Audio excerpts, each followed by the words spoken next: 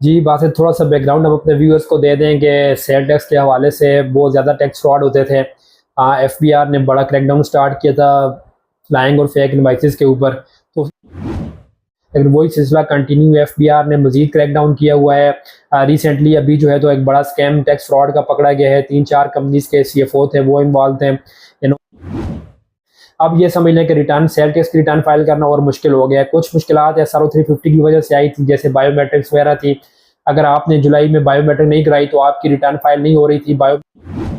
अब इस चीज़ को काउंटर करने के लिए एफबीआर एक एफिडेविट लेके आया है, यानी कि रिटर्न आपकी सेल टैक्स उस वक्त तक फाइल नहीं होगी जिस वक्त तक वो एफिडेविट आप अटैच नहीं करेंगे। इसके ऊपर आपको सेक्शन 37 ए के मुताबिक आपके ऊपर एफआईआर भी हो सकती है, आपको अरेस्ट भी किया जा सकता है और इसकी 10 साल सेक्शन 33(1)(3) के अंदर 10 साल की इसकी इम्प्रिजनमेंट है, यानी कि 10 साल तक आपको जो है तो इसमें इम्प्रिजनमेंट भी हो सकती है।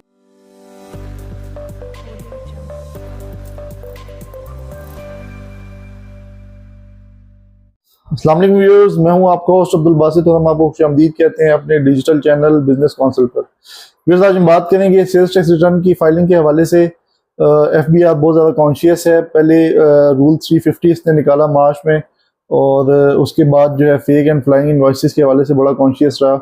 इस हवाले से एफबीआर ने एक नया रूल जारी किया है। एक पहले भी लॉ था सेल्स टैक्स के हवाले से, लेकिन यह है कि अभी उसकी इम्प्लीमेंटेशन पे जोर दिया है।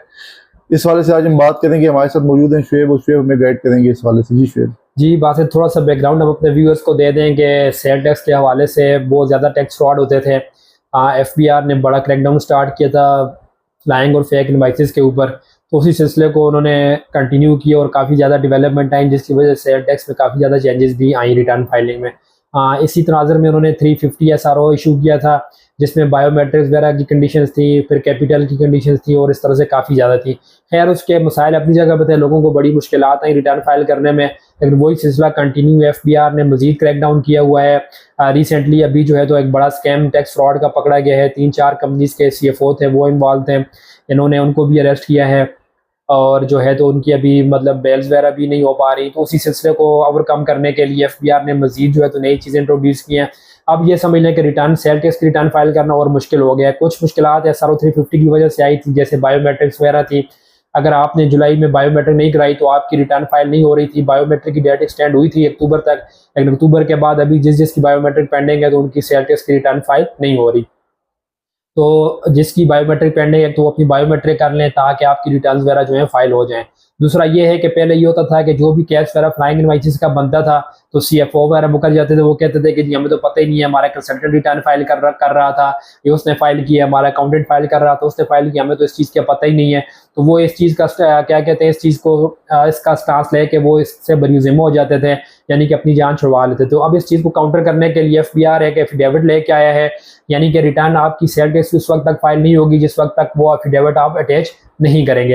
एफिडेविट में उन्होंने काफ़ी सारी चीज़ें मेंशन की हैं। मैं वन बाय वन वो चीज़ें जो है तो आपके सामने भी रख लेता हूँ। और ये एफिडेविट जो है तो सीएफओ से साइन होना ज़रूरी है, तब जाके आपकी रिटर्न फाइल होगी। इस एफिडेविट में उन्होंने ये चीज़ें लिखी हैं कि जितनी भी ज़्यादातर मतलब कंडीशन उन्होंने इम्पोज कर दी हैं, वो सारी की सारी रिस्पॉन्सिबिलिटीज़ जो है तो अब सीएफओ के ऊपर होंगी। सीएफओ ये स्टांस नहीं ले सकेगा जी मुझे पता नहीं था, मेरा अकाउंटेंट कर रहा था, या जो है तो क्या कहते हैं कि हमें तो इस चीज़ की समझ ही नहीं थी।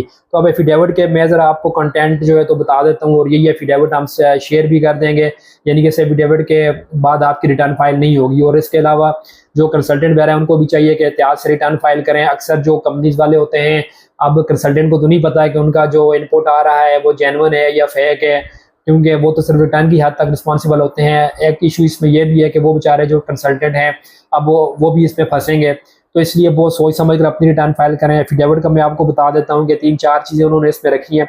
सबसे पहले जो क्लॉज है वो ये है कि return of value of supply has been declared correctly, यानी कि जो आप सेल अपनी डिक्लेयर कर रहे हैं वो आया कि आप ठीक कर रहे हैं, उसमें कोई आप जो है तो मतलब कंसीलमेंट वगैरह या ओवर इनवाइसिंग या ओवर स्टेट या अंडर स्टेट तो नहीं कर रहे सेल्स को।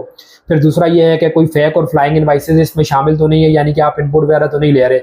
तीसरा ये है कि कोई ऐसी इनवाइसेस आप इंटर तो नहीं कर रहे जो आपकी टैक्सेबल सप्लाई से रिलेटेड नहीं है। फिर यह है कि कोई फेक और जो है तो आप फिशियस फिगर्स वगैरह किसी रिटर्न के किसी पार्ट में इंटर तो नहीं कर रहे। ये सारी चीज़ें आपने मेंशन करनी है। और इसके नीचे उन्होंने लिखा हुआ है कि अगर कोई चीज़ आप इस तरह की करेंगे तो इसमें ये है कि आप एडमिट कर रहे हैं कि ये सारी चीज़ें ठीक हैं। अगर कोई चीज़ गलत है तो इसके ऊपर आपको सेक्शन 37 ए के मुताबिक आपके ऊपर एफआईआर भी हो सकती है, आपको अरेस्ट भी किया जा सकता है और इसकी 10 साल सेक्शन 33(1)(3) के अंदर 10 साल की इसकी इम्प्रिजनमेंट है, यानी कि 10 साल तक आपको जो है तो इसमें इम्प्रिजनमेंट भी हो सकती है। तो ये लिहाजा बहुत सोच समझ कर आपने अपनी रिटर्न फाइल करनी है और जितने भी कंसल्टेंट हैं वो भी इस चीज़ को क्या कहते हैं सामने रखें ताकि कोई मुश्किल कल को उनको ना आए।